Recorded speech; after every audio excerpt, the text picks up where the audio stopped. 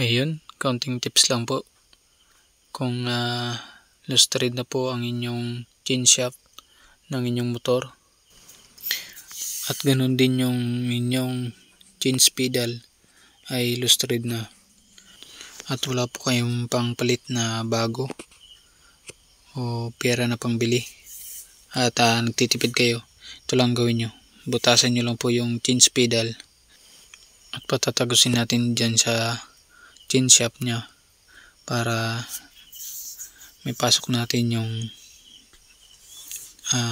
kahit anong bakal na kakasya dyan.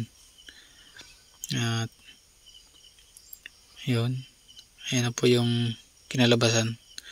Nabutasan na po natin. At lalagyan na natin ng bakal yan na magsisilbing harang. Yun, ganyan lang po yung inyong gawin.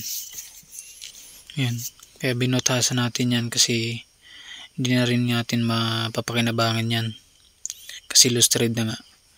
Kaya ginawa na natin ang paraan para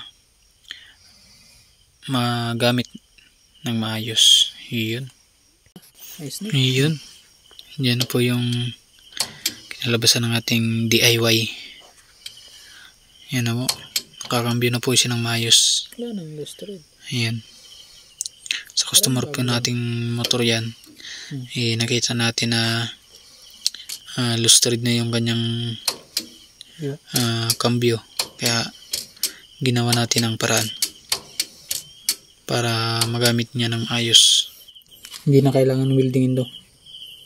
Yun lang gagawin kapag lustrade. Barinahan mo lang. Yan na. Meron na namang tips. Use.